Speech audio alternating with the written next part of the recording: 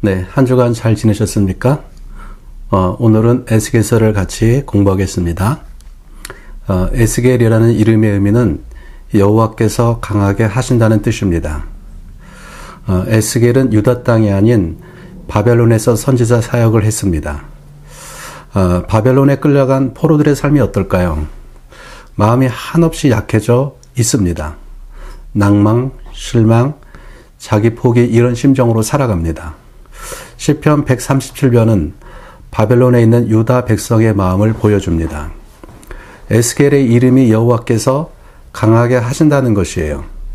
하나님은 에스겔이라는 선지자를 통해서 포로로 잡혀간 바벨론의 유대인들을 강하게 하고 계신 것입니다. 바벨론 포르기의 유다 사람들을 잠깐 살펴보겠습니다. 그들은 상실의 시기를 살아간 사람들입니다. 첫 번째로 그들에게는 성전이 없습니다. 유다 백성에게 성전이 우상이 되어 있었습니다. 성전이 있는 한 예루살렘은 무너지지 않을 것이라고 생각했습니다. 성전이 무너짐으로 성전이 그들을 보호할 것이라는 믿음이 제거됩니다.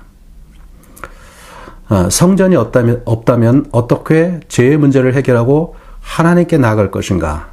그들의 질문이 있었습니다. 두 번째, 왕이 없었습니다. 왕도 장로들도 우상을 숭배했어요. 그래서 다 바벨론으로 끌려왔습니다. 세 번째, 정체성이 없습니다. 유다의 정체성은 하나님의 백성입니다. 여호와의 백성입니다. 바벨론에 있는 우리에게 과연 하나님은 함께 하시는가? 이런 질문이 그들에게 있었습니다. 네 번째로, 땅이 없습니다. 하나님이 약속하신 땅에서 그들은 바벨론으로 끌려왔습니다. 지금 바벨론의 그발 강가 테라빕에 그들이 머물고 있습니다. 바로 이때 하나님이 에스겔을 통해 소망의 메시지를 전하고 있습니다. 에스겔 33장부터 48장까지는요, 소망과 회복에 대한 말씀입니다. 성전이 회복될 것이다. 에스겔을 통해서 성전 회복에 대한 환상을 주십니다. 하나님이 참 목자, 참 왕이 될 것이다. 마른 뼈의 환상을 통해서 하나님의 백성이 회복될 것이다. 바로 회복과 부흥에 대한 소망을 주십니다. 에스겔서 48장에서 하나님이 새롭게 주실 땅에 대해서 말씀을 주시고 계십니다. 이러한 소망의 메시지를 통해서 하나님께서 바벨론에 있는 그들을 강하게 하고 계신 것이죠. 에스겔을 통해서 그 일들을 행하고 계신 것입니다. 그러면은 에스겔에 대해서 잠깐 살펴보겠습니다. 에스겔은 2차 포로인 BC 597년에 바벨론으로 끌려갑니다. 2차 포로는 여호야긴 왕을 포함해서 유다의 중요한 인물들이 끌려갑니다. 에스겔은 부시의 아들이고 정통 제사장 출신입니다. 에스겔은 25살에 포로로 잡혀가고 30살부터 선지자의 사역을 시작했습니다. 약 22년간 선지자의 사역을 감당합니다. 에스겔서는 에스겔이 끌려간 지 5년 되는 해부터 27년 되는 해까지 약 22년가의 선지자의 사역을 기록하고 있습니다. 여기서 선지자의 사역을 잠깐 살펴보겠습니다. 선지자를 히브리어로 나비라고 합니다. 거품을 물다라는 의미가 있습니다. 하나님이 지금 뚜껑이 열린 것이에요. 하나님의 심판이 오고 있습니다. 백성들은 그것을 모르고 있어요. 에스겔서 1장 3절에 보면은요, 북쪽에서부터 폭풍과 큰 구름이 몰려오고 있음을 보여주고 있습니다. 북쪽에서 심판이 다가오고 있는 것이에요. 이 심판이 어떤 심판인가? 백성의 3분의 1은 굶어 죽고 3분의 1은 칼에 죽고 3분의 1은 흩어지고 잡혀갑니다.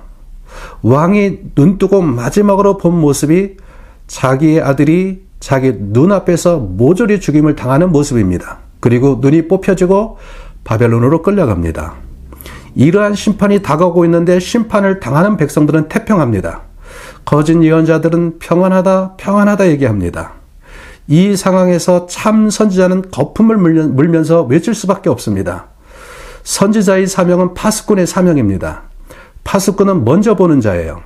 성벽에 올라가는 자이고 성 무너진 데를 보는 자입니다. 하나님의 심판을 미리 보고 있기 때문에 거품 물고 외칠 수밖에 없는 것이죠. 에스겔서의 특징들이 있습니다. 그것들을 살펴보겠습니다. 첫 번째는 수많은 상징적인 행동들이 나오고 있습니다. 하나님이 말씀하신 것을 말할 때 외에는 에스겔이 벙어리가 되게 하십니다. 왼쪽으로 390일, 오른쪽으로 40일을 누워 자게 합니다. 어떨 때는 인분으로 구운 잡곡떡을 먹게 하시고 성벽치고 발을 구르며 예언하게 하십니다. 포로의 행장을 하고 성벽을 뚫고 나가게 하십니다. 그 외에도 많은 상징적인 행동을 하게 합니다. 왜 상징적인 행동을 하게 하시는가? 듣게 하기 위해서입니다. 이 백성은 목이 곧고 기머거리고 소경입니다. 그래서 듣지 않고 보지 않습니다. 이들을 조금이라도 보게 하고 듣게 하기 위해서 하나님이 이렇게 행하고 계신 것이죠. 두 번째로 에스겔서에는 에스겔이 본 환상들이 나옵니다. 1장에 여호와의 보좌의 환상이 나옵니다. 8장부터 11장에는요. 성전에서 행해지는 우상 숭배의 모습과 하나님의 영광이 떠나는 모습이 환상으로 보여주고 있는 것이죠. 37장에서는 에스겔 골짜기에서 마른 뼈가 살아나는 환상이 나오고요. 40장 이후에는 새 성전에 대한 환상과 하나님의 영광에 돌아오는 환상이 나오고 있는 것을 보게 됩니다. 세 번째로 비유적 설명을 많이 하고 있습니다. 예루살렘이 왜 멸망받아야 하는가를 15장의 쓸모없는 포도나무와 24장의 녹슨가마 비유를 통해서 설명하고 있고요.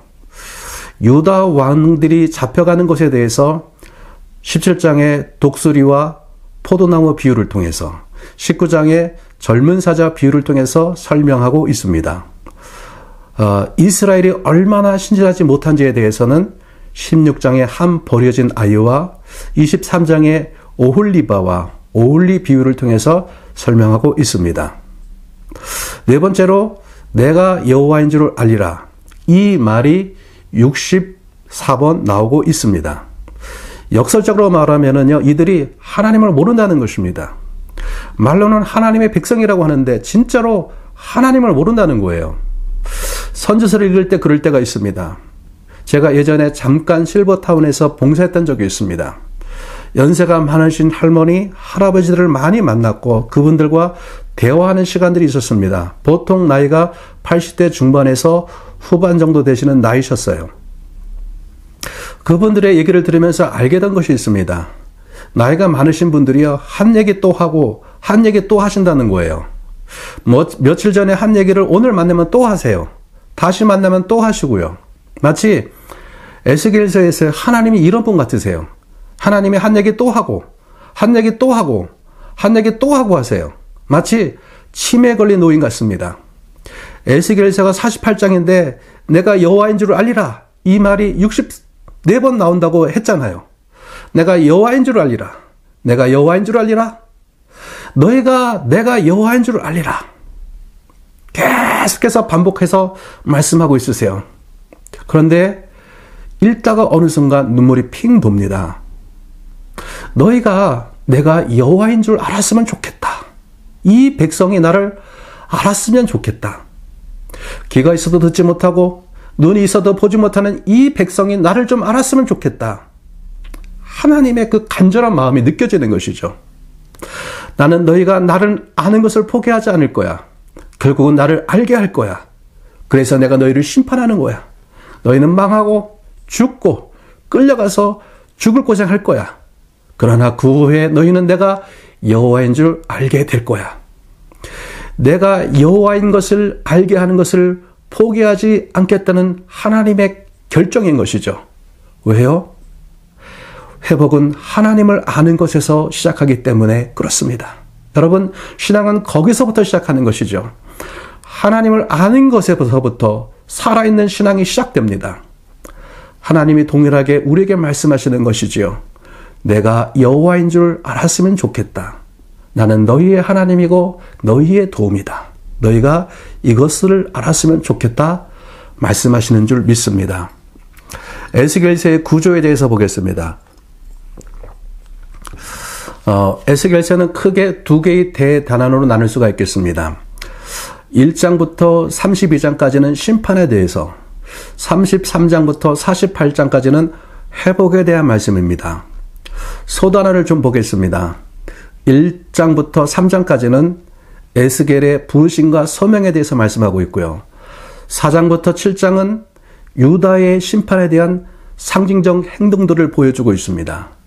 8장부터 11장까지는 성전에 대한 환상과 하나님의 영광이 떠나가심을 보여주고 있습니다.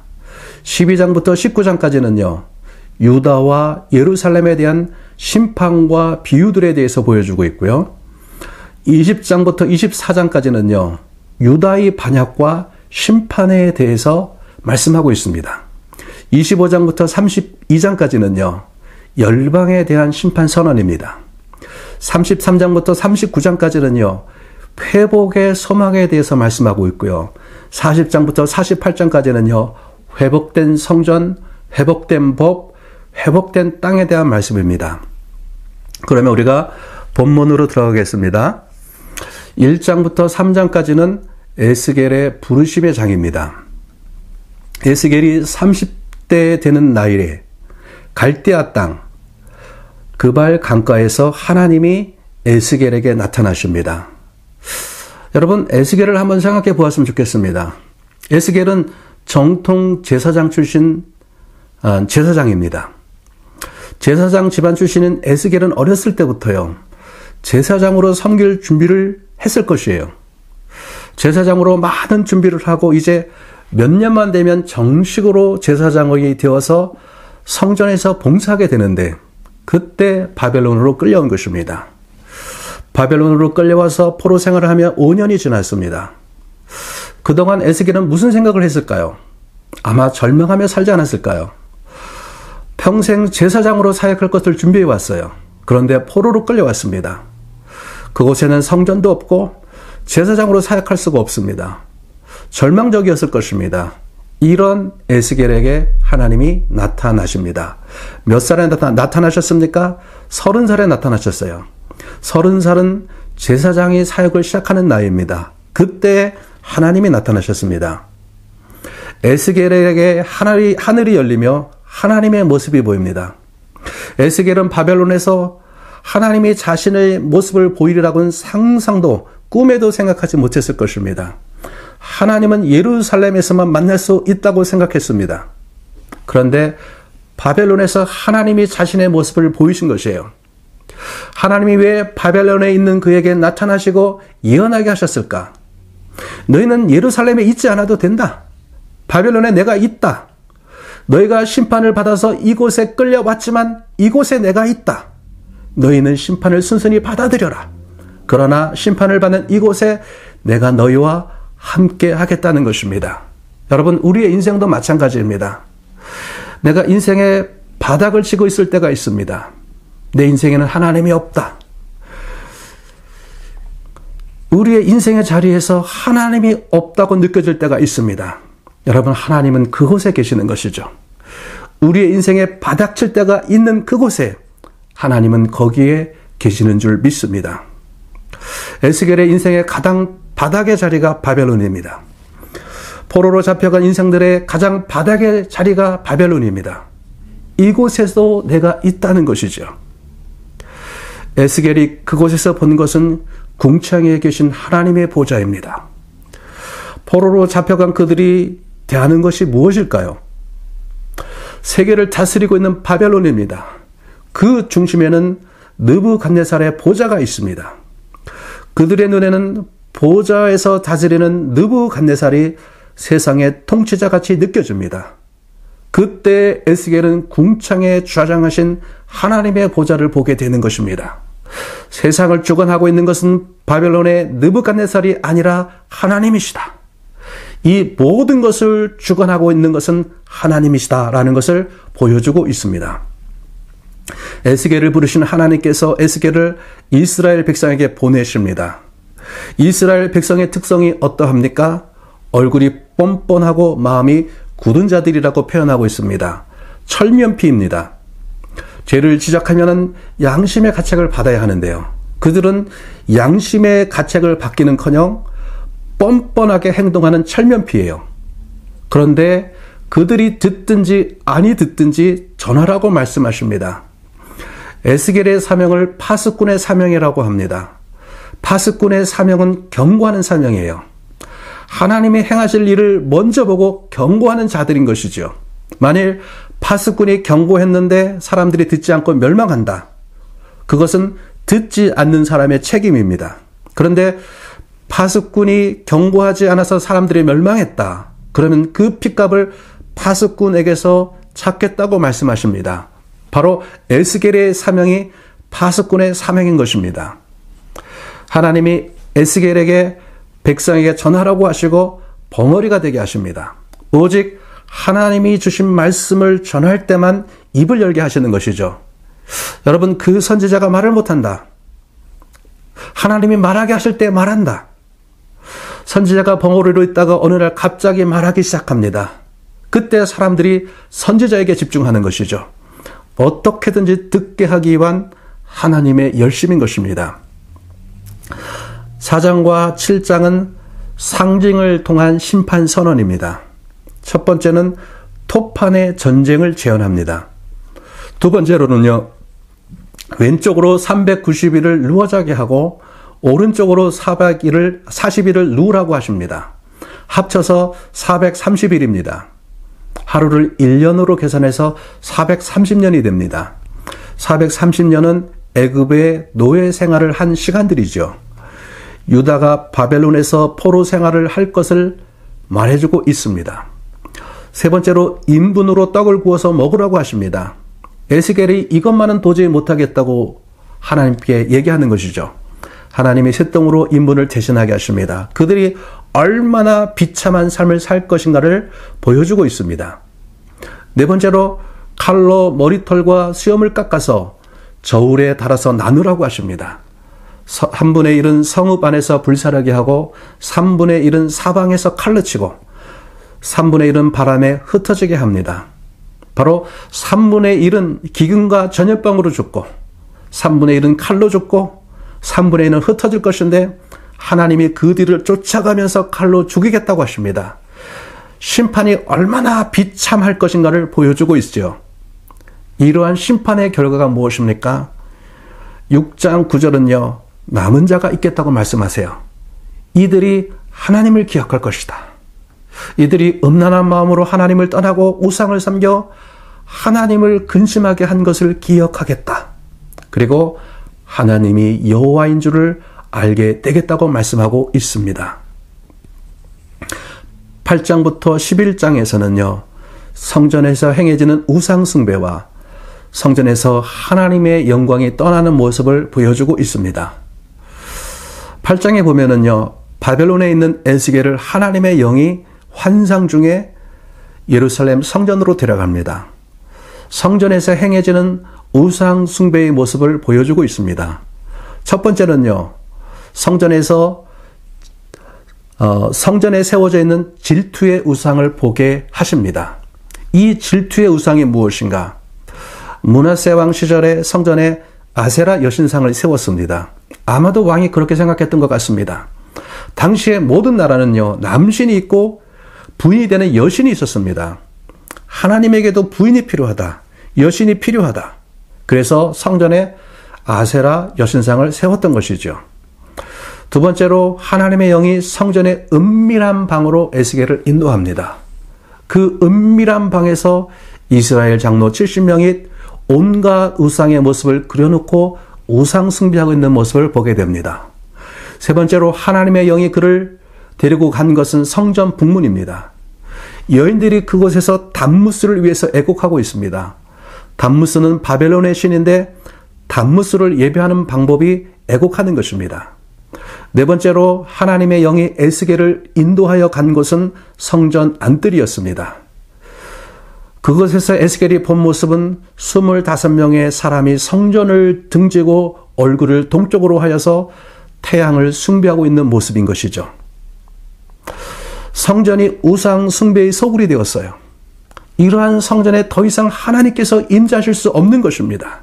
그래서 하나님의 영광이 성전을 떠나가십니다. 9장부터 11장은 하나님의 임재, 하나님의 영광이 어떻게 떠나고 있는가를 입체적으로 보여주고 있습니다. 9장 3절에 보면은요, 그룹에 머물던 하나님의 영광이 성전 문지방에 이릅니다. 10장 19절에 그 하나님의 영광이 성전 동쪽 문으로 이동합니다. 11장 23절에 성읍 밖 동쪽 산으로 하나님의 영광이 옮겨가십니다. 하나님의 영광이 성전에서 어떻게 떠나가고 있는지를 보여주고 있는 것이죠. 하나님의 영광이 성전에서 떠났다. 이제는 예루살렘이 더 이상 하나님의 보호처가 될 수 없음을 보여주고 있습니다. 원독자들에게 왜 성전이 무너질 수밖에 없었는지, 왜 하나님이 성전을 버리셨는지, 왜 예루살렘이 멸망할 수밖에 없었는지를 보여주고 있습니다. 동시에 그들의 오해에 대해서 말씀해주고 있는 것이죠. 그들이 열방의 우상을 섬기면서 한 말이 이것입니다. 여호와께서 우리를 보지 아니하시며 이 땅을 버리셨다. 그래서 열방의 강한 신을 섬겨야 한다고 생각하면서 그들이 우상 숭배를 한 것이에요.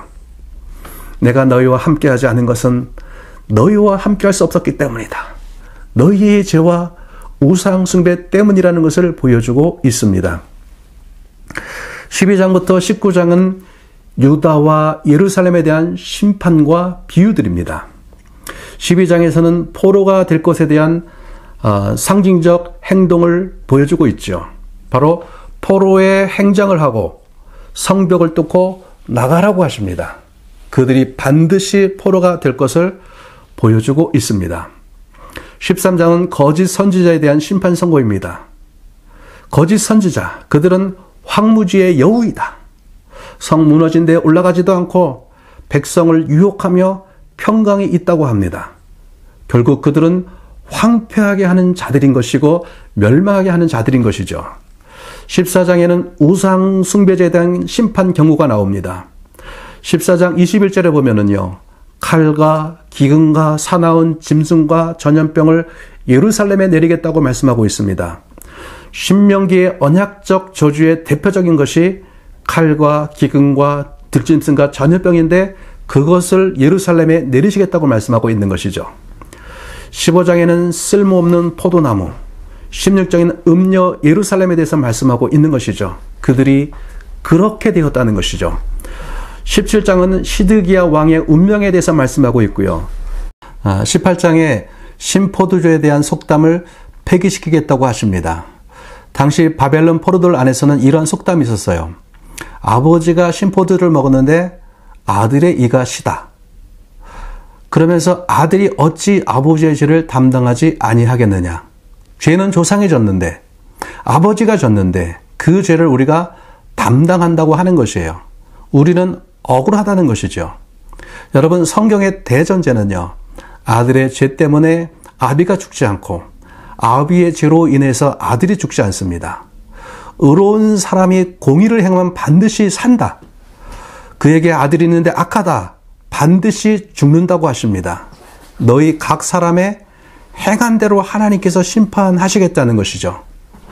다시는 이 속담을 다시 쓰시지 않겠다고 하십니다. 너희 죄 때문에 너희가 심판받는다는 것입니다. 20장부터 24장까지는요. 유다의 반역과 그로 인한 심판에 대해서 말씀하고 있습니다. 21장에 보면은요. 바벨론 왕의 유다 침공이 결정됐음을 보여주고 있습니다. 바벨론 왕이 두 갈래 길 어귀에 있어요. 하나의 길은 암목 족속의 라빠로 가는 길이고 하나의 길은 예루살렘으로 가는 길입니다. 어디로 침공하게 갈 것인가? 왕이 화살점과 희생제물의 간을 살펴봅니다. 그리고 예루살렘으로 가는 길로 침공을 결정합니다. 바로 예루살렘 침공이 결정됐음을 보여주고 있는 것이죠. 24장에는 녹슨 가마와 아내의 죽음에 대해서 말씀하고 계십니다. 녹슨 가마에 고기를 넣고 뼈가 무르도록 삶게 하십니다. 가마가 녹슬었다는 것은요, 쓸모없는 가마가 되었다는 것이에요. 가마의 녹, 바로 더러움, 죄를 제하기 위해서는 그것을 위해서 하나님의 심판이 오는 것이죠. 녹슨 가마는 예루살렘을 상징합니다. 이 고기를 녹이고 국물을 졸이고 그 뼈를 태우라고 하십니다. 하나님의 심판이 극심할 것을 보여주고 있습니다. 왜냐하면요, 예루살렘의 더러움이 쉽게 없어지지 않을 것이기 때문에 심각한 심판이 오는 것이죠. 25장부터 32장까지는요, 열방에 대한 심판입니다. 두로와 애굽에 대한 심판이 대부분의 분량을 차지합니다. 열방을 향한 심판에 대한 말씀 8장 중에 7장을 차지하고 있어요. 이들에 대한 심판의 이유는 그들의 교만함 때문입니다. 열방에 대한 심판에 대해서 말씀하는 8장 중에서 나를 여호와인 줄 알리라 라는 말씀이 19번 나오고 있고요. 여호와의 말씀이란 말이 쉬운 7번 나오고 있습니다. 심판의 주체가 하나님이심을 나타내고 심판을 통해서 하나님이 세상의 주권자이심을 드러내고 있는 것이죠. 33장부터 48장까지는 회복에 대한 말씀입니다. 전반부의 심판의 말씀과 후반부의 회복에 대한 말씀이 대조를 이루고 있는 것을 보게 됩니다.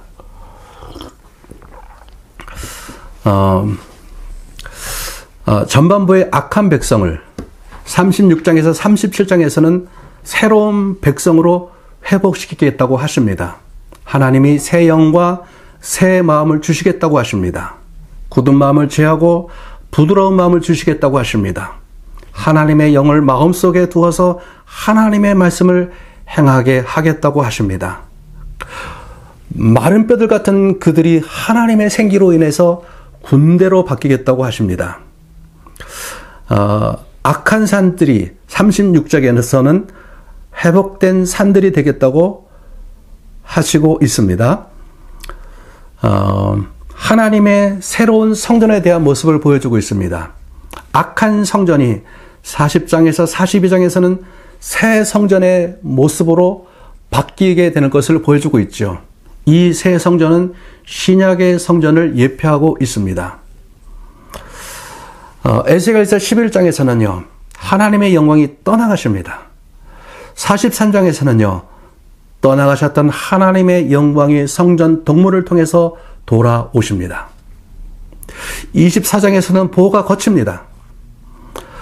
녹슨 가마인 예루살렘이 정결케 될 때까지 심판의 불 가운데서 연단되어져야 함을 보여주고 있지요. 38장, 39장에서는 하나님의 보호가 회복되었음을 보여주고 있지요. 아무리 큰 군대라도 하나님의 보호하심 아래 있는 하나님의 백성을 건드릴 수 없다. 이것을 보여주고 있습니다. 34장에서는요, 회복된 지도력에 대해서 말씀하고 있습니다. 유다의 지도자들은 양을 돌보고 지키는 목자가 아니었습니다. 그 목자들은 양들을 잡아먹고 양들을 유리하게 하는 지도자리였어요.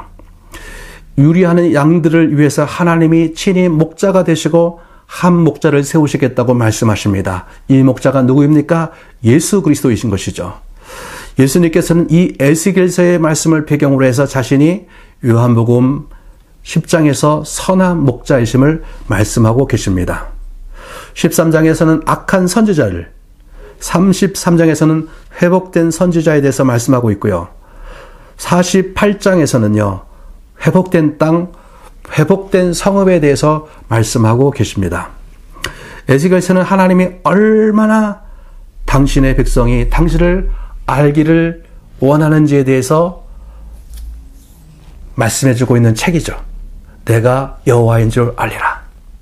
심에 걸린 노인처럼 내가 여호와인 줄 알게 하겠다는 그 하나님의 간절한 말씀들, 우리가 이 에스겔서를 통해서 하나님의 마음을 느끼시기를 소망합니다. 여러분, 한 주간 에스겔서를 통해서 이 하나님의 마음, 하나님의 그 간절함을 다시 한번 느끼기를 주님으로 축복합니다. 감사합니다.